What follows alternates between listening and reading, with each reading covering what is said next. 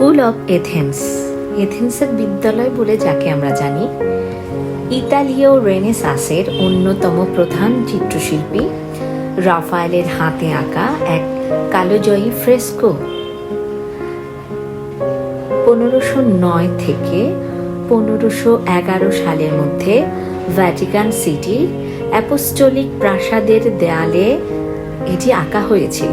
এই চিত্রটি শুধু একটু শিল্পকর্ম নয়, এটি জ্ঞান, দর্শন, বিজ্ঞান ও শিল্পের প্রতি রেনেসাঁসের শ্রদ্ধার এক দৃশ্যগত ইশতেহার।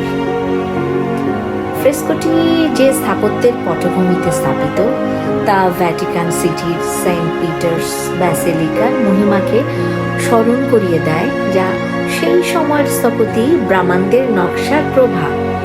রাফায়েল এখানে নিখুঁত রৈখিক পরিপ্রেক্ষিত ব্যবহার করেছেন, যা দর্শকের চোখকে আপনা থেকে কেন্দ্রের দিকে নিয়ে যায়। বিশাল খিলান এবং সুবিশাল হলরুমটি ক্লাসিক্যাল গ্রিক চিন্তার মহত্ব এবং চিরন্তনকে ফুটিয়ে তোলে। এই চিত্রকর্মটি হিউম্যানিজম বা মানবতাবাদের মূল চেতনা, যেখানে মানুষ ও তার বুদ্ধিগত অর্জনকে সর্বোচ্চ গুরুত্ব দেওয়া হয়েছে, এটি তার শ্রেষ্ঠতম উদাহরণ। দর্শনের দুই স্তম্ভ প্লেটো আর অ্যারিস্টটলের অবস্থান ঠিক চিত্রকলার কেন্দ্রে। এক উঁচু প্ল্যাটফর্মে দাঁড়িয়ে আছে গ্রিক দর্শনের দুই প্রধান ব্যক্তিত্ব, যাদের অঙ্গভঙ্গি হাজার বছরের দার্শনিক বিতর্কের মূল শক্তি তুলে ধরে। এখানে প্লেটো বয়োজ্যেষ্ঠ দার্শনিকদের একজন, যিনি আকাশের দিকে তার তর্জনী তুলে ধরে আছেন। এটি তার আইডিয়ালিজম বা ভাববাদের তত্ত্বকে নির্দেশ করে। তিনি বিশ্বাস করতেন আসল জ্ঞান বা সত্য এই ইন্দ্রিয়লব্ধ বাস্তব জগতের বাইরে এক আদর্শ জগতের মধ্যে বিরাজমান। আর অ্যারিস্টটল, যিনি প্লেটোর পাশে দাঁড়িয়ে আছেন, তার হাত মাটির সমান্তলে প্রসারিত করে রেখেছেন। এটি তার এম্পিরিসিজম বা অভিজ্ঞতাবাদের প্রতীক। অ্যারিস্টটল জোর দিয়েছিলেন যে জ্ঞান আসে পর্যবেক্ষণ, বাস্তব জগৎ বিশ্লেষণ এবং প্রমাণের মাধ্যমে। প্লেটো এবং অ্যারিস্টটলের এই স্থির মুহূর্তটি মানব চিন্তার দুই মৌলিক ধারার চিরন্তন দ্বন্দ্ব এবং সমন্বয়কে চিত্রিত করেছে।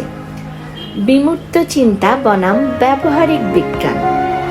কেন্দ্রের দুই মহান দার্শনিকের চারপাশে মোট 58টি পণ্ডিত এবং মনীষী স্থান পেয়েছেন, যারা ভিন্ন ভিন্ন শাস্ত্রের প্রতিনিধিত্ব করেছেন।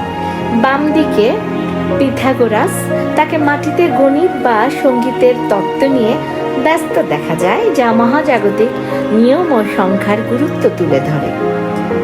আর অন্যদিকে সক্রেটিস, যিনি একদল তরুণকে ঘিরে দাঁড়িয়ে আছেন এবং কথোপকথনের মাধ্যমে যুক্তি ও নৈতিক শিক্ষা দিচ্ছেন। ডান দিকে ইউক্লিড, আর্কিমিডিস, কম্পাস হাতে তিনি জ্যামিতিক চিত্র আঁকায় মগ্ন, যা যুক্তির অকাট্যর প্রতীক। টলেমি ও জোরাথ্রুস্ট পেছনে দাঁড়িয়ে আছে। টলেমি এবং জোরাথ্রুস, যারা জ্যোতির্বিদ্যা মহাজাগতিক জ্ঞানের প্রতিনিধিত্ব করেন, যারা আকাশের গোলক হাতে আছে ছবিতে। রাফায়েল শুধু অতীতকে তুলে ধরেনি এই ছবিতে, সমসাময়িক রেনেসাঁস শিল্পীদের এই দৃশ্যে অন্তর্ভুক্ত করেছেন।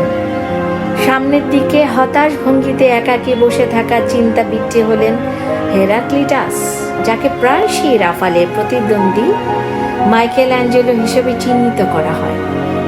রাফায়েল নিজেও চিত্রটিতে উপস্থিত ছিলেন এবং আছেন। তিনি ডান দিকে টলেমির পাশে দাঁড়িয়ে থাকা তরুণ হিসেবে আত্মপ্রতিকৃতি এঁকেছেন।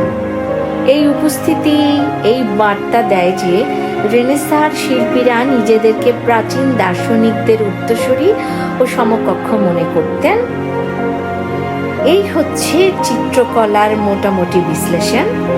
তো এথেন্সের বিদ্যালয়ে একটি দৃশ্যমান মহাকাব্য বা স্কুল অফ এথেন্স বলে আমরা যাকে চিনি, এটি কেবল এটি ঐতিহাসিক প্রতিকৃতি নয়, বরং মানবজাতির মুক্তি, কৌতূহল এবং অদম্য জ্ঞান পিপাসার একটি উদযাপন বলতে পারি।